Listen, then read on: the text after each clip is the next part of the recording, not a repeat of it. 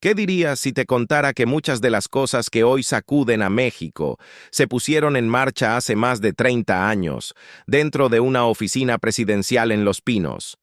¿Y si te dijera que el hombre detrás de todo eso, en realidad nunca soltó el poder? Carlos Salinas de Gortari. Expresidente, estratega maestro, presunto titiritero del México moderno. Su nombre evoca corrupción, traición y muerte, pero pocos se atreven a decir la verdad completa. ¿Tuvo algo que ver realmente con el asesinato de Luis Donaldo Colosio? ¿Fue el Sol, Luis Miguel, silenciado para siempre dentro de la propia mansión de Salinas? ¿Y qué hay de la sirvienta, la joven indígena llamada Manuela, quien murió misteriosamente mientras jugaba a la guerra con Carlos y su hermano? En este video, vamos a correr el telón sobre los secretos más oscuros de Carlos Salinas. Desde las sombras del poder de élite hasta los escalofriantes rumores que se niegan a morir, esta es una historia que te hará cuestionar todo lo que creías saber sobre el pasado de México, y quizás también sobre su presente. Así que acomódate, suscríbete, y prepárate para ir más profundo que nunca, porque una vez que escuches lo que hemos descubierto, jamás volverás a ver la política mexicana de la misma forma. Carlos Salinas de Gortari no llegó a la presidencia como cualquier político. Era un tecnócrata, formado en Harvard, educado en instituciones de élite y nacido en una familia ya empapada de influencia política. Su apellido abría puertas, sus ambiciones las derribaban. Incluso de niño, la historia de Salinas se leía más como un thriller que como una biografía. La mañana del 18 de diciembre de 1951, un estruendo repentino sorprendió a los vecinos de la calle Palenque, en la colonia Narvarte de la Ciudad de México. El ruido venía desde el número 425, donde acababa de ocurrir algo trágico.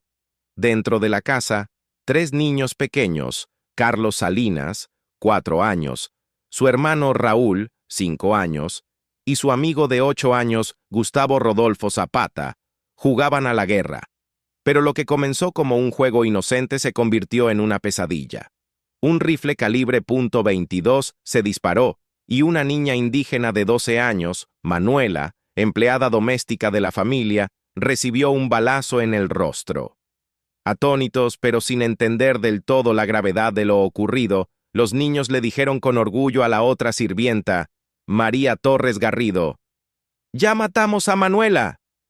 La tragedia fue rápidamente sepultada por el silencio.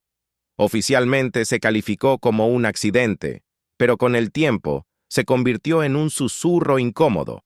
La primera sombra en una carrera larga y polémica.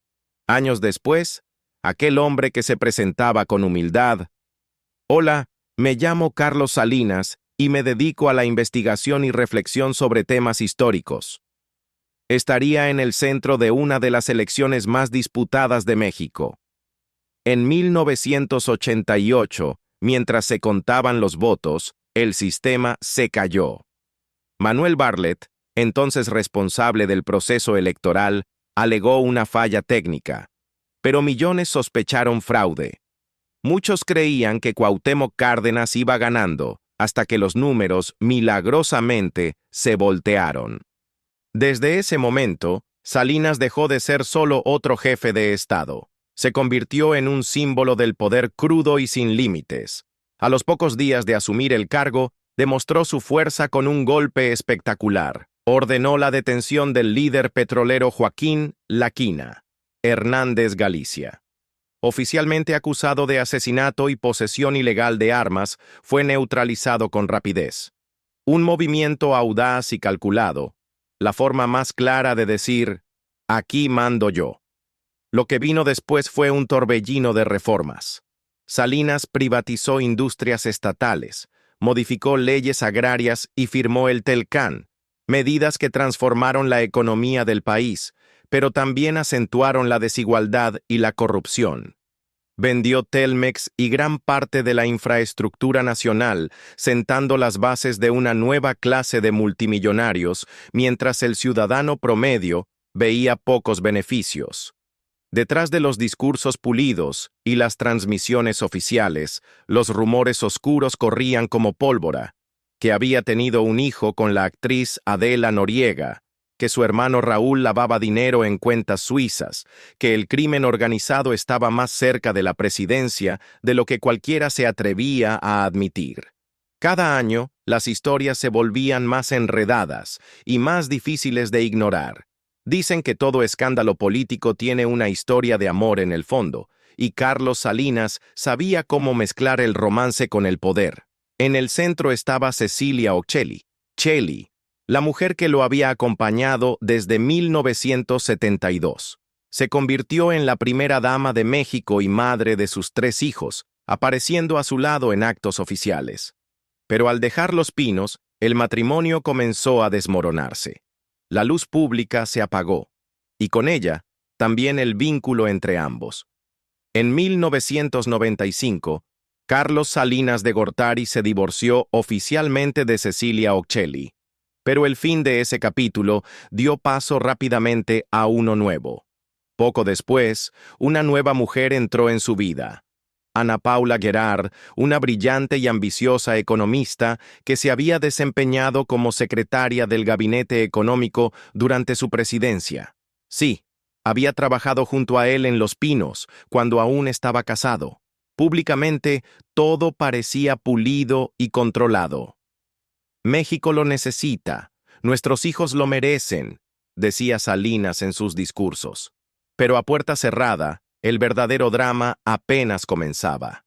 Los rumores comenzaron a circular, esta vez desde el glamoroso mundo del entretenimiento mexicano.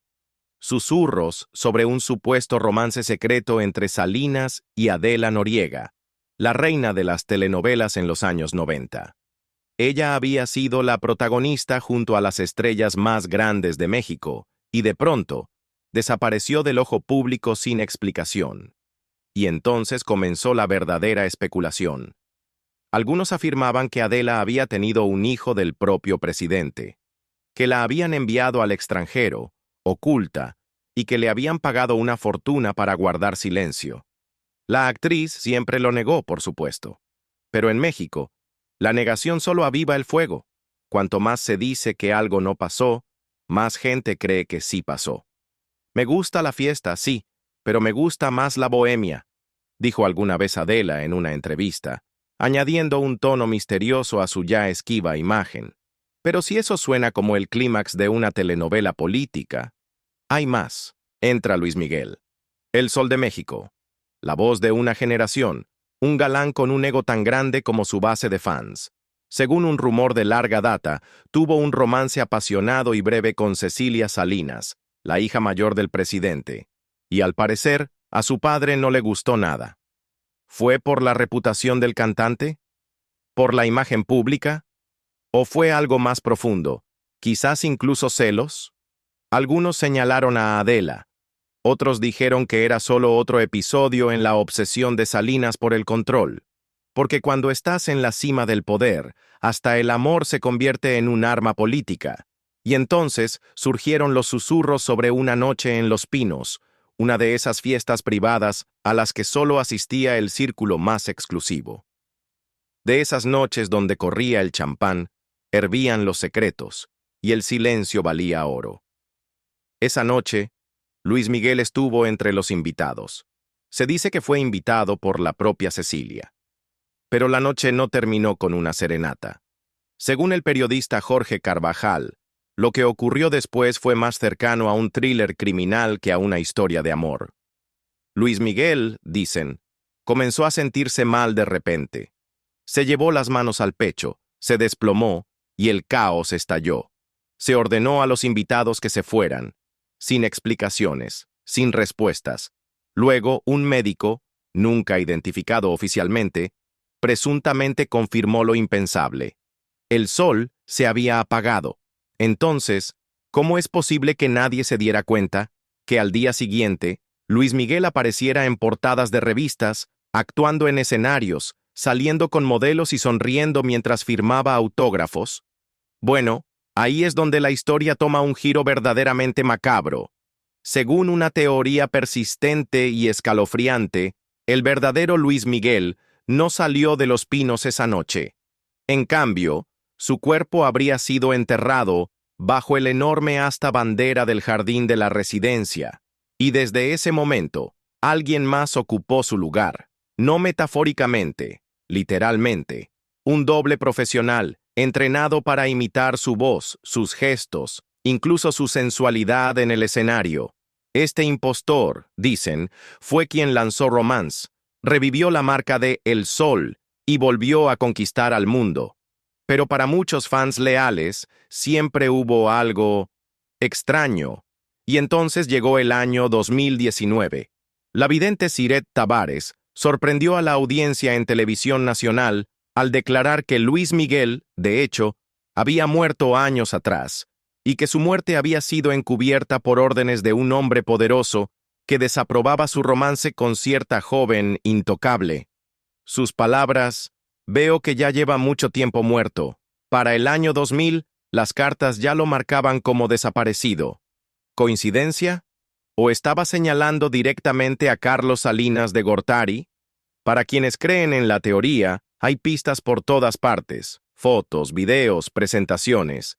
Algunos afirman que si se mira con atención, el Luis Miguel que surgió después de aquella noche tenía un mentón más cuadrado, una sonrisa más rígida y un estilo de canto que carecía del alma y la espontaneidad del original. Los fans susurraron sus sospechas durante años, pero en un mundo dominado por la imagen y el poder, nadie se atrevía a decirlo en voz alta. Y aunque muchos descartan la teoría como una ficción disparatada, otros creen que fue el crimen perfecto, uno orquestado en silencio, enterrado bajo tierra, y aún más profundo bajo el poder.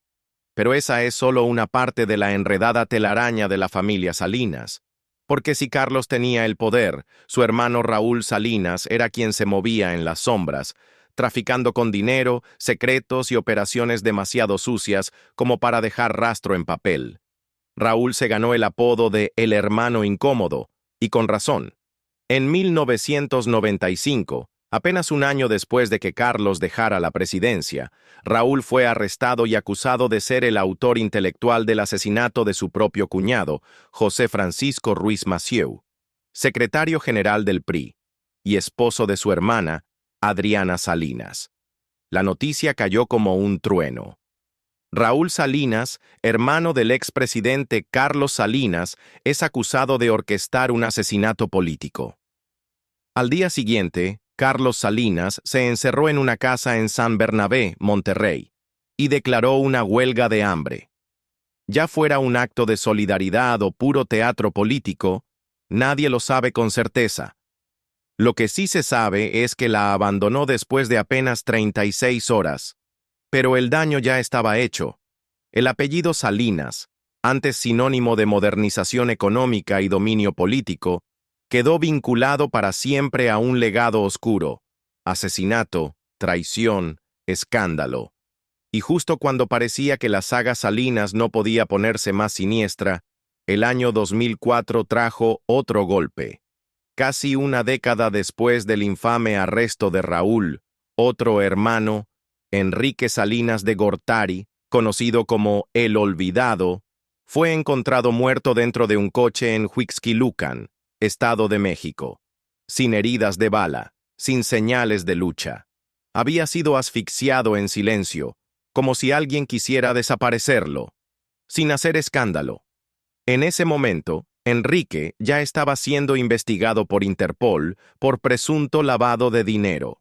Susurros de traición y silencio llenaron el aire. ¿Fue venganza? ¿Una advertencia? ¿O el último capítulo de un secreto que estaba a punto de revelar? Nadie pudo decirlo con certeza. Pero el simbolismo fue inconfundible. El cuerpo del hermano de un expresidente, abandonado en una calle tranquila, a plena luz del día, alrededor de las 10 de la mañana, y ni una sola lágrima pública de la familia. Lo más escalofriante no fue solo su muerte, fue el silencio que vino después. Como si la familia ya estuviera preparada para esto, como si su destino hubiera estado sellado mucho antes de esa mañana. Mientras tanto, Raúl Salinas seguía tras las rejas, no solo por el caso Ruiz Massieu, sino también bajo sospecha por la extraña desaparición del político Manuel Muñoz Rocha, un hombre que se esfumó sin dejar rastro como un fantasma tragado por el sistema. Ni la famosa vidente La Paca pudo localizarlo. Pero en un giro que dejó al país boquiabierto, Raúl salió libre. Después de más de una década en prisión, emergió absuelto, como si los años tras las rejas no hubieran sido más que un malentendido. Cuando se le preguntó por su fortuna, se encogió de hombros. Tengo muchas propiedades desde la época de mis padres, desde los años 50. ¿Y Muñoz Rocha? Sigue desaparecido, sigue en silencio, un nombre más perdido en el laberinto del submundo político mexicano. ¿Y qué hay de Enrique? Su muerte sigue siendo una herida abierta, sin justicia y sin respuestas. Solo más preguntas. ¿Qué secreto se llevó a la tumba? ¿Y qué sabía Raúl, que sigue sabiendo, que le permitió guardar silencio todo este tiempo? Con cada capítulo, la familia Salinas parece menos una dinastía política y más una tragedia shakespeariana, escrita en sombras y juegos de poder. A estas alturas, no necesitaban enemigos. Su propia sangre generó suficiente drama para llenar tribunales, redacciones y libros de historia. Si México es la tierra del surrealismo, entonces Carlos Salinas de Gortari bien podría ser su personaje más surrealista.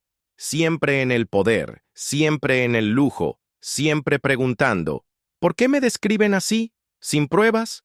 Porque la verdad, señor presidente, suele ser más extraña que la ficción, y su historia tiene más giros que cualquier telenovela de Televisa. Comencemos con el capítulo más extraño del mito Salinas, el infame chupacabras. Era 1994, la recta final de la presidencia de Carlos Salinas de Gortari. México se desmoronaba en el caos económico, gracias al llamado error de diciembre, con la inflación disparada y los ciudadanos viendo desaparecer sus ahorros de la noche a la mañana.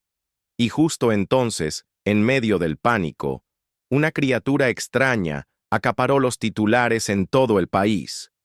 Un monstruo que supuestamente drenaba la sangre del ganado, dejando animales mutilados, huellas extrañas y comunidades rurales aterrorizadas. Pero, ¿qué tiene que ver un críptido que chupa cabras con Carlos Salinas? Según muchos, todo. El momento fue demasiado perfecto. Algunos afirmaban que el chupacabras no era más que una distracción política, una grotesca cortina de humo ante la catástrofe económica. Te quitaron las tortillas y los frijoles, pero te dieron un monstruo al cual temer. Y funcionó. Las noticias sobre ataques a ganado se propagaron como fuego, especialmente cerca de la frontera norte, con reporteros como Rafael Licón siguiendo la pista. Pero esa no era la única leyenda surrealista ligada a Salinas. Con el paso de los años, surgió un patrón extraño. Cada vez que Carlos regresaba a México desde el extranjero, la tierra temblaba, literalmente. Se reportaban sismos en la Ciudad de México, Chiapas y otras regiones poco después de sus llegadas. ¿Coincidencia? O, como algunos bromeaban con tono oscuro, traía una energía tan maldita que incluso el suelo se estremecía. Y luego llegó 1995. Con su hermano Raúl preso por asesinato y lavado de dinero, Salinas decidió tomar una página del manual del activismo, iniciar una huelga de hambre. Sí, el mismo Carlos Salinas, que cenaba con los lujos de la vida presidencial, se encerró en una modesta casa en San Bernabé, Monterrey, y anunció que dejaría de comer. Pero la huelga no duró ni 2 días. Apenas pasadas 36 horas, menos que un ayuno de fin de semana, se rindió. Los medios no lo perdonaron. Los comediantes nocturnos y los parroquianos en las cantinas hicieron fiesta. La maniobra fue vista como puro teatro político, un intento desesperado por generar simpatía o cambiar la narrativa. Y en cierto modo, funcionó, porque Carlos Salinas nunca desapareció del todo. No se desvaneció en un retiro silencioso como otros expresidentes. En cambio, se convirtió en otra cosa. Una especie de fantasma político, flotando entre el hecho y la ficción, entre el miedo y el absurdo. Ya fueran monstruos, temblores o dramas por encargo, Salinas siempre encontraba la manera de volver al centro del escenario. Y eso es apenas la mitad de la historia. Cuando se trata de los capítulos más oscuros en la historia política de México, hay dos nombres que siempre traen silencio: Luis Donaldo Colosio y el cardenal Juan Jesús Posadas Ocampo.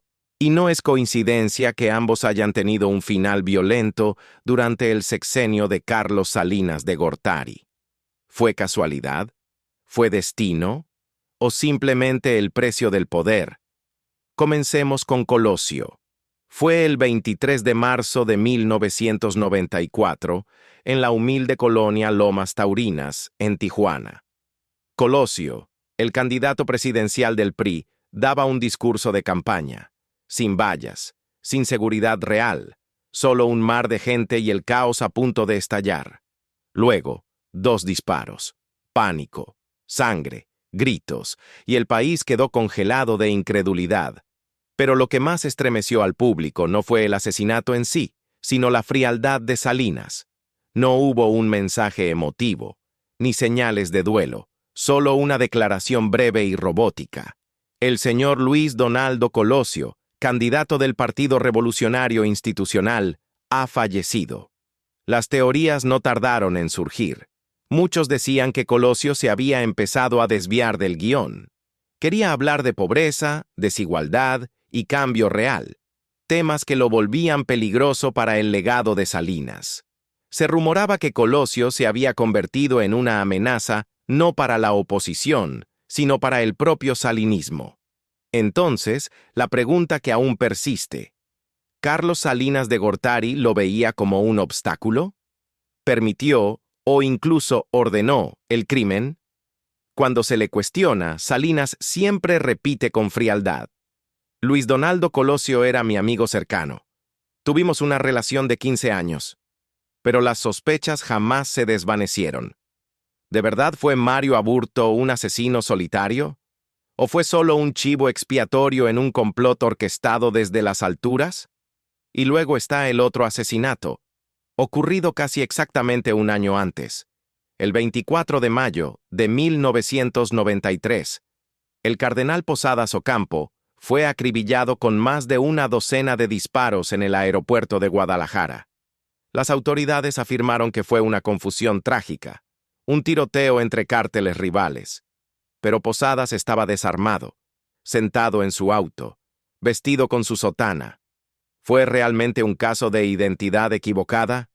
¿O un mensaje deliberado, envuelto en una red de mentiras?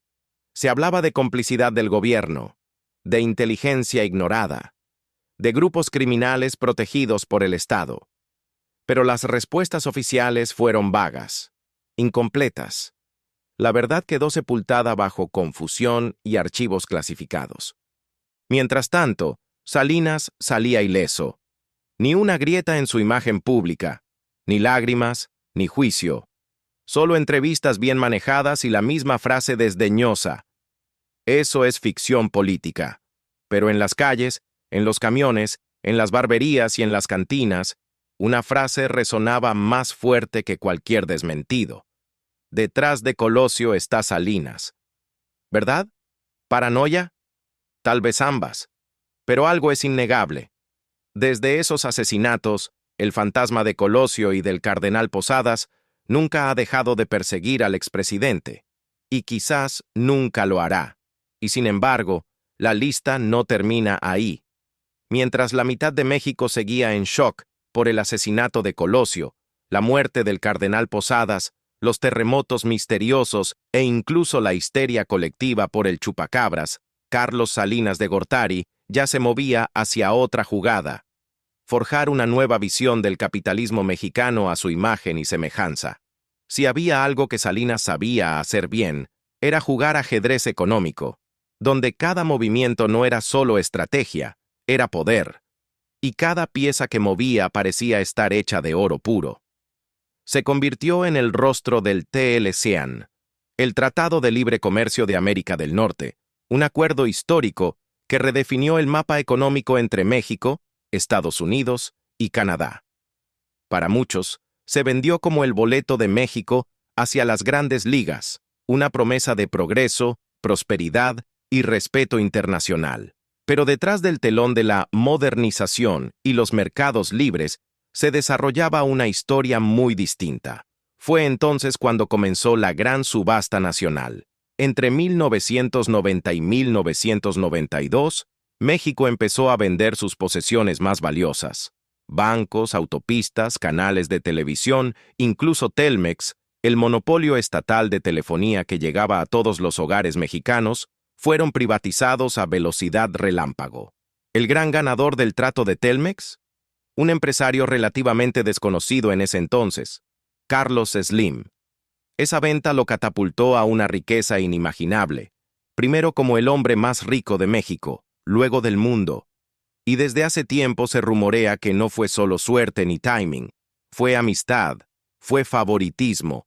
Incluso Imevisión, la televisora del Estado, fue vendida y rápidamente renacida como TV Azteca, otro premio entregado a alguien dentro del círculo presidencial. México ya no era dueño de sus propios medios, sus propios bancos, sus propias líneas de comunicación.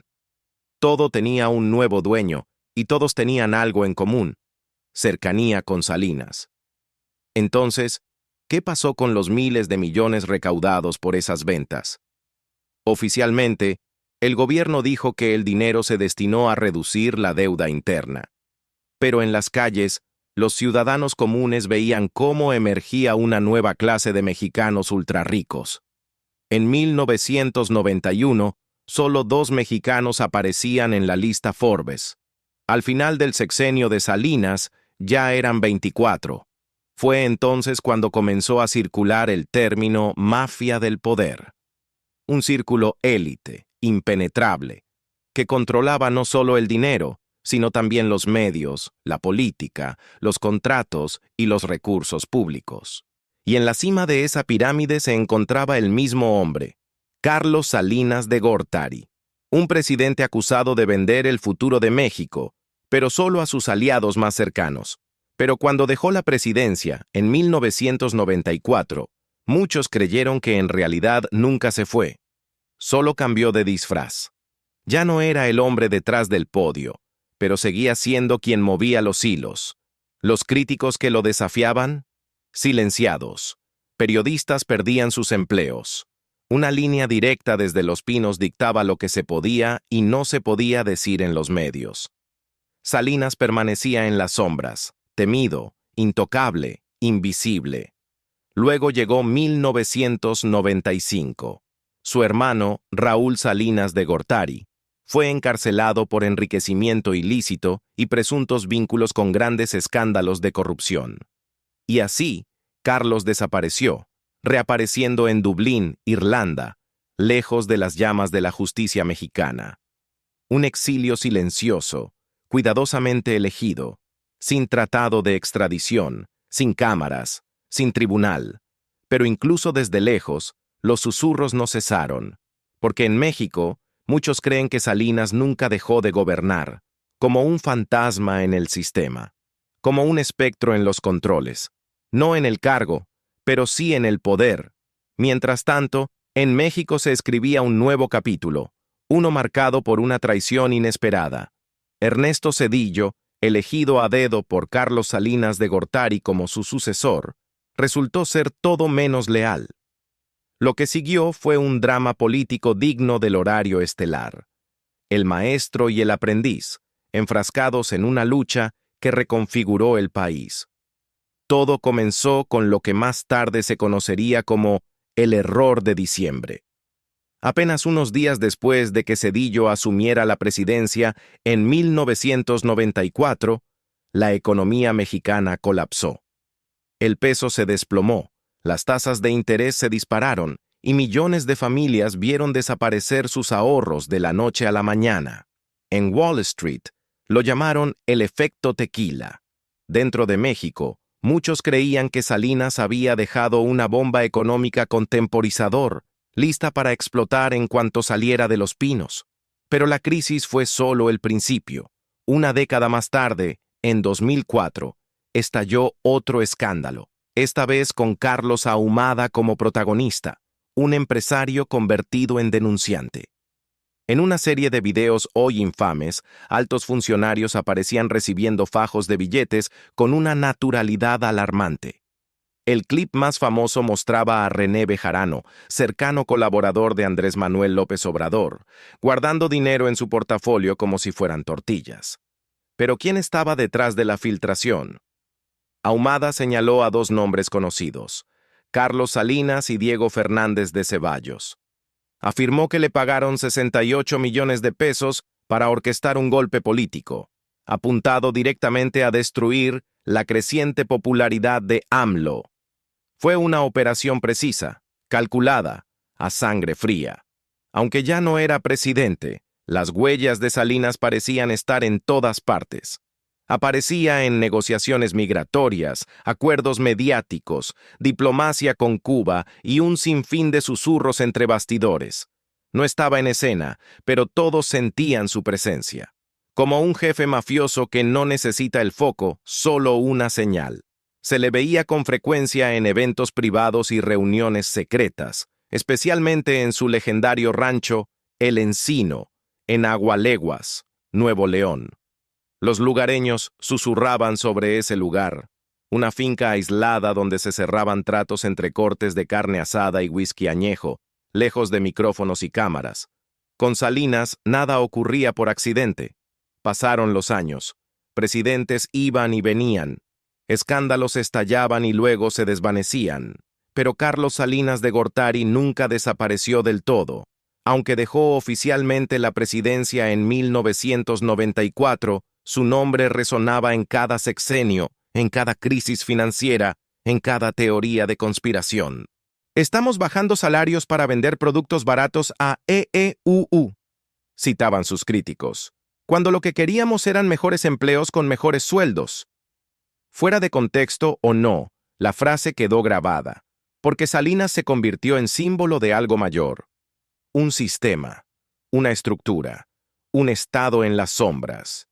Muchos comenzaron a llamarlo el innombrable, un término acuñado por el propio AMLO, pintando a Salinas como el titiritero detrás de la mafia del poder. Aquel al que nadie nombra, pero todos culpan cuando algo sale mal. ¿Pero era todo verdad? Tras su discreto exilio en Irlanda, Salinas mantuvo un perfil bajo. Reapareció ocasionalmente en presentaciones de libros, paneles académicos y entrevistas cuidadosamente seleccionadas.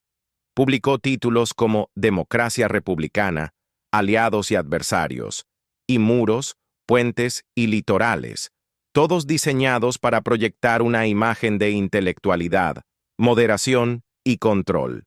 Su rostro público, limpio, articulado, refinado. Pero la especulación nunca cesó.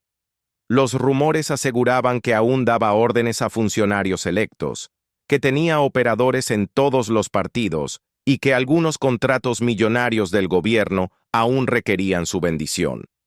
Se decía que incluso algunos presidentes no se atrevían a actuar sin consultarlo antes. Su círculo permanecía intacto. Sus hijos, exesposas, aliados empresariales, todos discretos, bien posicionados y cómodos. El apellido Salinas, al parecer, seguía siendo una contraseña hacia el poder, un legado no borrado, sino afianzado.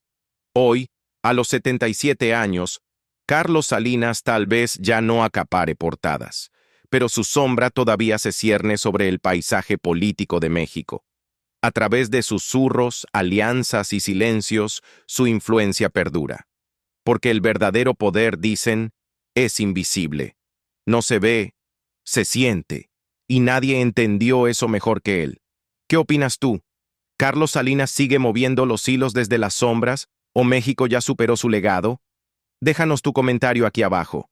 Si te gustó este viaje por la historia de una de las figuras más polémicas de México, no olvides darle like, suscribirte y activar la campanita para más historias políticas ocultas y verdades que pocos se atreven a contar.